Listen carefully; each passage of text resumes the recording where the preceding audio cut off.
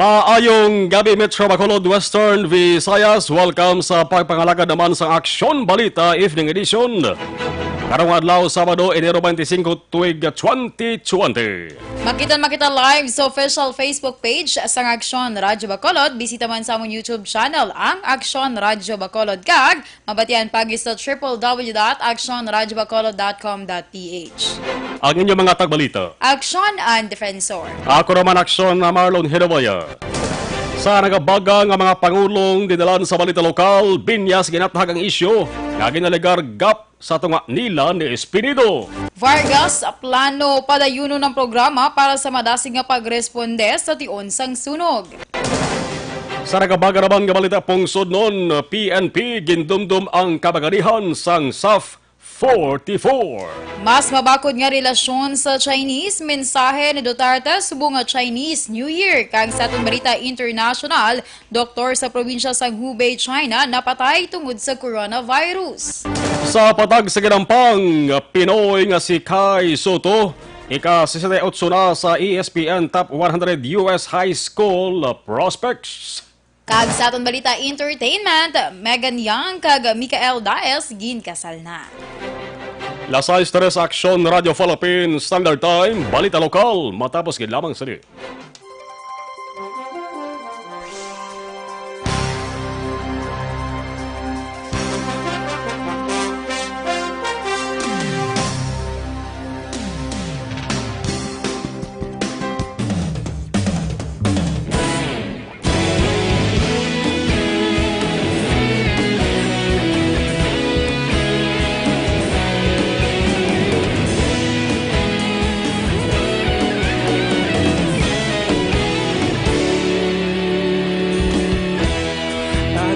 Banwa, mabugnaw nga hangin nagadapyan na.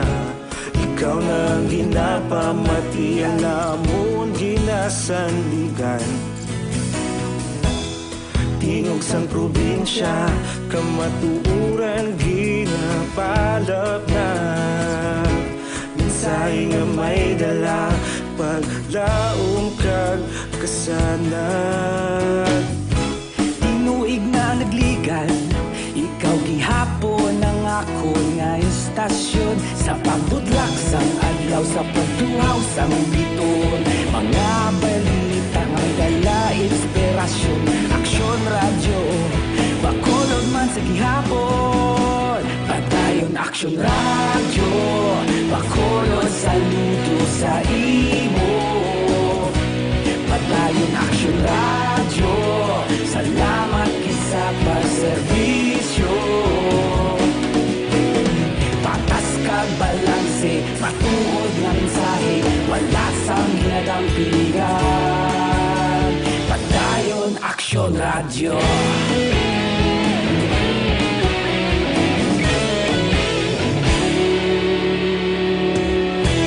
Bacolod nun kag Negros sanon, inyong pamatian. Stasyon nga nagapalaplag sang kamatuuran. Mabakod nga prinsipyo, reporter handa sa serbisyo. Kahapon, karon kag sa gihapon, kita magapadayon. Tinuig na nagligan, ikaw gihapon ang ako nga istasyon. Sa pagbutlak sang adlaw, sa pagtuhaw sang biton. Mga balita nga may dala inspirasyon. Aksyon Radyo, Bacolod man sa gihapon. Padayon Aksyon Radyo, Bacolod saludo sa imo. Padayon Aksyon Radyo, salamat kit sa pagserbisyo. Alasay siya ti Aksyon Radio Philippines Standard Time, pabalik sa Aksyon Balita Evening Edition. Detalye sang balita lokal.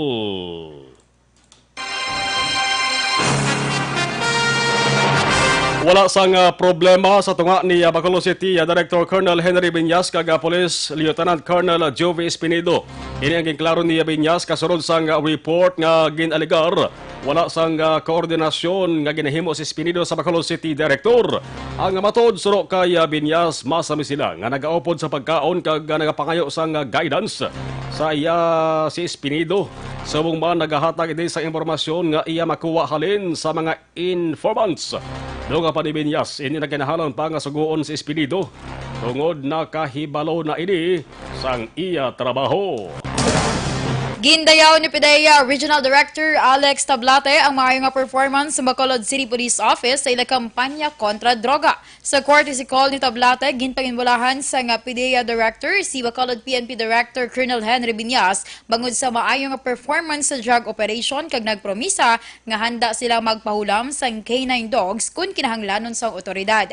Ginabiabi naman ni Binyas ang tanyag ni Tablate kag ginpahayag nga dako ang mabulig sa K9 dogs para sa ilang masunod nga mga drug operations. Magabulig man ang PDEA sa pag-neutralize sa mga drug group leader nga nag-operate diri sa syudad sang Bacolod. Plano ni Executive Assistant kag CDRRMO Cluster Head Jomari Vargas nga padayunon ang iya ginhimo nga programa sadto sa tagsa ka mga barangay. Ilabi na sa preparasyon kag barasig nga pagresponder sa tion sang sunog. Suro kay Vargas dako nga bulig sadto sa tagsa ka barangay ang iya gintukod nga Balde Brigade. Apang ini ang wala lamang mapadayon bangod sang pila ka mga konsekwensya.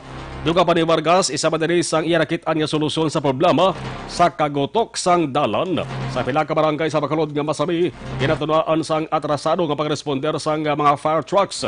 Ginklaro man sila nga obligasyon sang tagsa ka opisyal sa barangay ang pagpanghawan sa mga dalanon sa ilan natungdan nga mga lugar. Ilabi na sa road clearing operations nga ginmando mismo sang Malacañang. Ginkalipay sang Comelec Bacolod ang kooperasyon sa pumuluyo sa syudad kasunod sa gilaginhimo nga panawagan para sa temprano nga pagparehistro. Sunod kay OIC Comelec Officer Attorney John Anthony Saril, umpisa sa tong Lunes tubtob kahapon nga adlaw Biyernes, naglambot na sa 634 tanan ka mga individual ang ilang narehistro. Dugang pa ni Saril, kalabanan sa ilang mga kliyente ang newly registrants nga naglambot sa 313 ka mga individual. Samtang 135 naman ka mga persona ang nagpa-transfer sa ila registration sa syudad.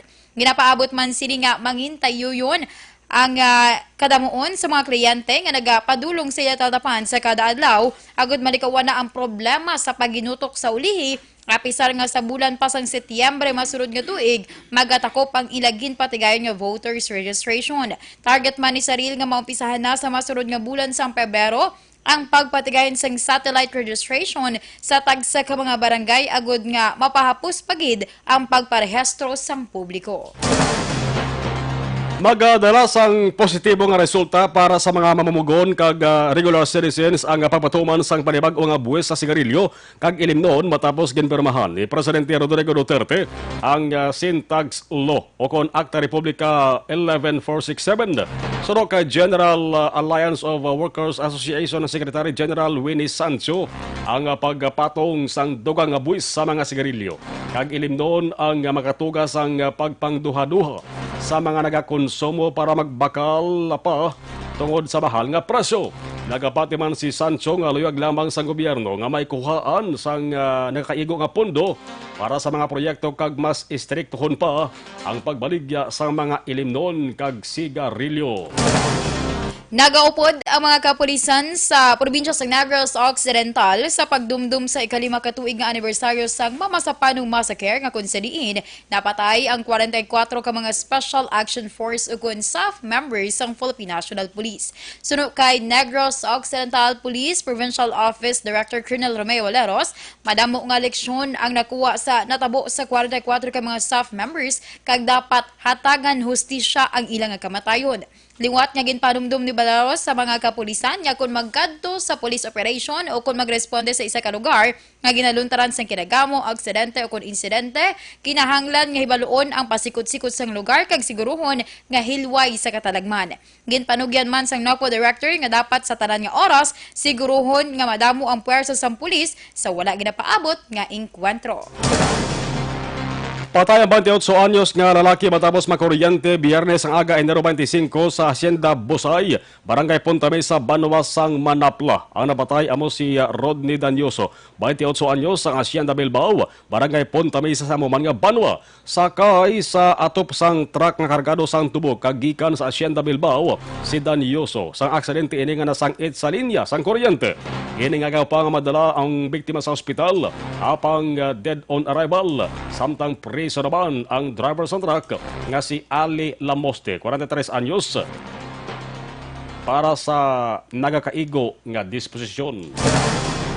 Luyag ni Negros Occidental Vice Governor Jeffrey Ferrer nga mangin transparent ang tanan nga mga transaksyon sa gobyerno probinsyal, labi na ang ginapadayon nga proyekto pag-infrastruktura. Inang pahayag ni Ferrer matapos mabato ng listahan sa mga proyekto nga ginumpisahan sa nagligad nga administrasyon kag kun ano ang estado sa mga ini. Suno kay Ferrer, ini nga mga proyekto ang napatag naman ni Provincial Engineer Ernie Mapa sa budget hearing apang hindi detalyado o kun kumpleto ang ginpresentar nga datos. Dugang pa sa Vice Gobernador nga bilang opisyal sa gobyerno, may mandato sila sa pag-usisa kag pag-monitor sa mga proyekto bangod ini ang propiedad sa probinsya.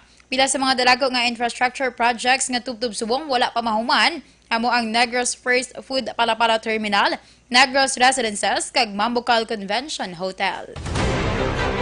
Lasay 13 Aksyon Radio Philippine Standard Time Balita Nasional sa pagbalik sang Aksyon Balita Evening Edition.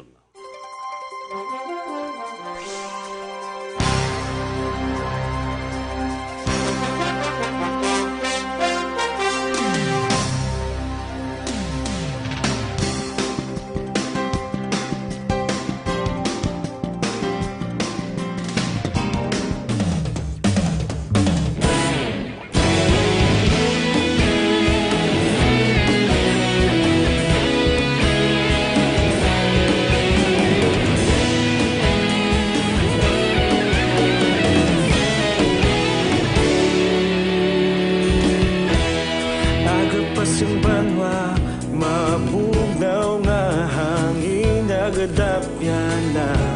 Ikaw nang ginapamatian namon ginasandigan.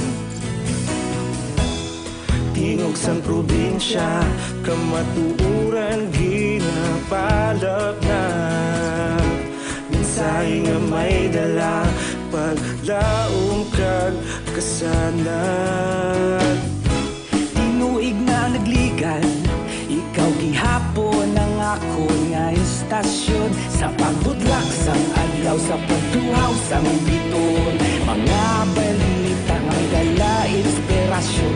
Aksyon radyo, bakolod man sa gihapon. Patayon aksyon radyo, bakolod saludo sa imo.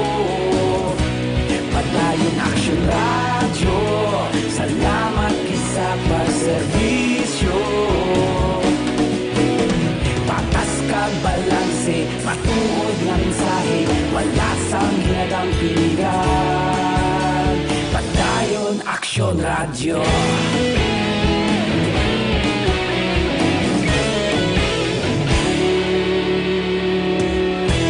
Pagkolon kag Negrosanon, inyong pamatian. Istasyon nga nagapalaplag sang kamatuuran. Mabakod nga prinsipyo, reporter handa sa serbisyo. Pabalik sa Aksyon Balita Evening Edition, detalye sang Balita Nasional. Gindumdum sang Philippine National Police ang kabaganihan sang 44 ka Special Action Force kon SAFA Commandos nga nakalabatay sa enkwentro sa Mama Sapano, Maguindanao. Sunod kay PNP Chief General Archie Gamboa, hindi malimtan ang sakripisyo sang 44 SAFA Commandos para madakpan ang Malaysian terrorist nga si Zul Kifli bin Hur o kon ginakilala nga si Marwan. Do ka pa ni Gamboa mag-serbi inspirasyon ang ginpakita nga kabaginihan kag pagpalangga sa pungsod sang SAF 44 para tungdan ang ila obligasyon agad protektahan ang pumuluyo batok sa kalagasan. Nagpalabot man sang pagbakigunong si Gamboa sa mga ginbiling nga pamilya sang 44 ka mga SAF commandos tuwig 2015 sang gin-deploy ang 44 SAF commandos sa police operation sa Mamasapano, Maguindanao.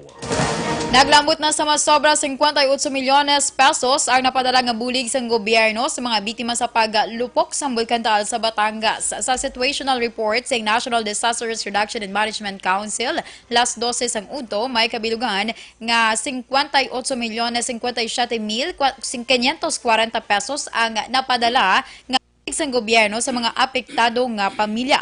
Ang bulig nagaling sa Department of Social Welfare and Development, Department of Health, Department of Education kag Local Government Unit. Samtang 90,533 ka pamilya ang apektado sa mga probinsya sang Batangas, Quezon, Laguna kag Cavite. Nagapabili naman sa Alert Level 4 ang Bulkan Taal. Sa ibang nga balita nasyonal, naghatag sang mensahe si Presidente Rodrigo Duterte sa pagsaulog sa Chinese New Year. Sa ginpagawa nga mensahe, ginpahayag sang Presidente nga refleksyon sa pagdumdum sang Chinese Filipino community sa Chinese New Year kag sa mabakod nga relasyon sa tunga sang Pilipinas kag China. Suno pa kay Duterte, ginadumdum man sa okasyon ang panibag-o nga pag-umpisa, paglaom kag handom sang kapugusan para sa pungsod. Handom man sang presidente nga makaangkon sang mas mabakod nga relasyon kaupod ang mga Chinese sa bugos nga kalibutan, paagi sa kooperasyon, negosyo, cultural exchanges kag people-to-people ties. Nagalaom si Duterte nga parayunon sang Chinese Filipino community ang ginatawag socio-civic kag charitable acts para mapatibong ang pangabuhi sang publiko. Sa katapusan nga balita national, nagusmod sa 8.8% ang hunger rate sa last quarter sang 2019, ang pinakanubo halin sang 2004 suno sa Social Weather Station Survey.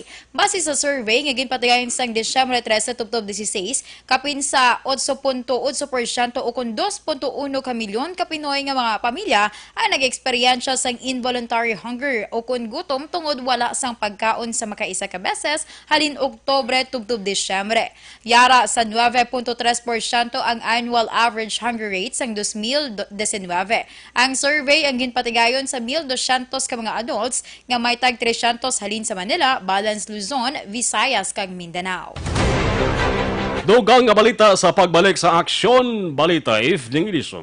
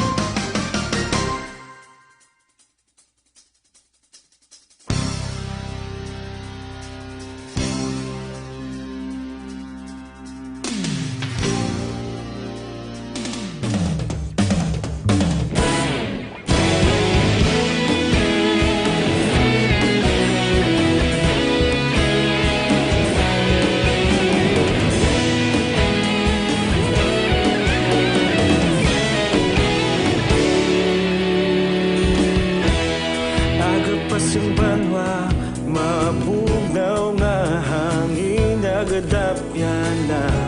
Ikaw na ginapamati, alamon ginasandigan.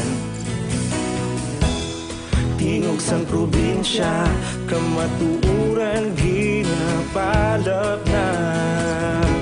Minsay nga may dala, paglaom kag kasanag. Tinuig na nagligan, ikaw gihapon ang ako nga istasyon. Sa pagbudlak sang adlaw, sa pagtuhaw sang biton, mga balita ang dalain inspirasyon. Aksyon radyo, bakolod man sa gihapon. Padayon aksyon radyo, bakolod saludo sa imo. Padayon aksyon radyo, salamat kisa pagserbisyo. Patas kag balanse, matuod nga mensahe, wala sang ginadang piligan. Padayon aksyon radyo.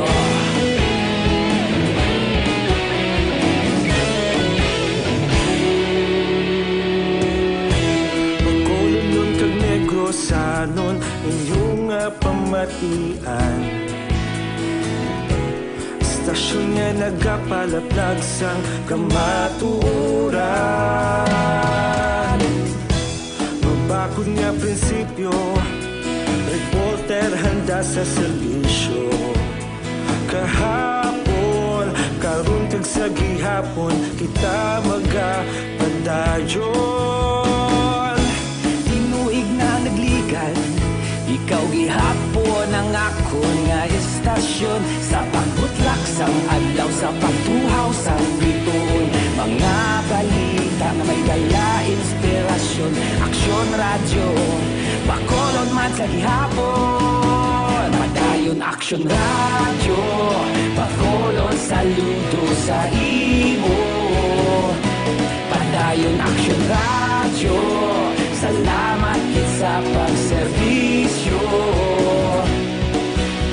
Patas kag balanse, matuod na mensahe, wala sang ginadang piligan. Padayon aksyon radyo.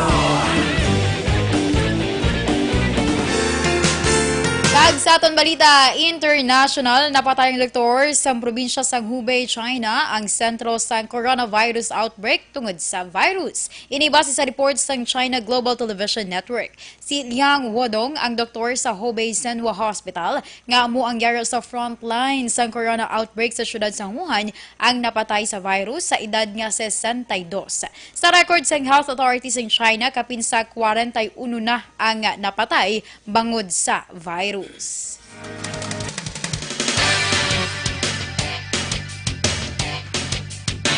Balita naman sa Batag sa Ganampang, yan na sa ika-68 nga pwesto ang 7-3 Pinoy nga si Kai Soto sa ESPN Top 100 US High School Prospects.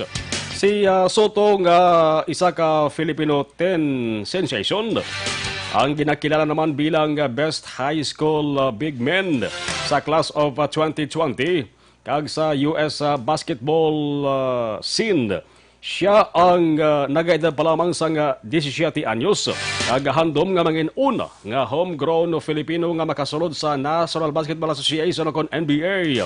Santo siya ang yara sa ika-76 nga pwesto sa ESPN list. Sa karon si Soto ang yara sa ika-11 nga pwesto sa mga sentro. Si Filipino-American Jalen Green amo naman ang number 1. Para naman sa itong balita entertainment, ginkasal na ang long-time showbiz couple nga si Megan Young kag Mikael Acondaez sa mga adlaw Sabado Action Marlon.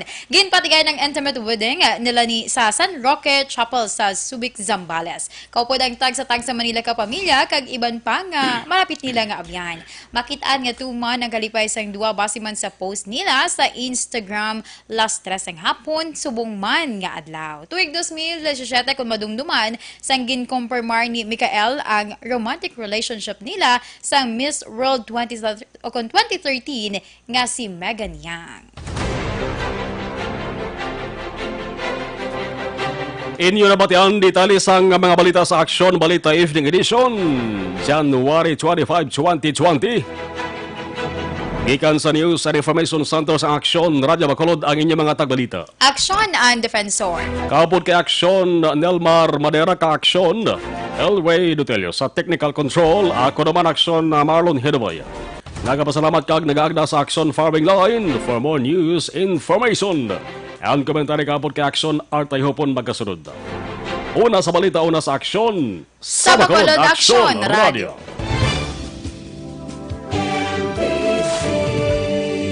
Manila Broadcasting Company. Sa balita, komentaryo, issue,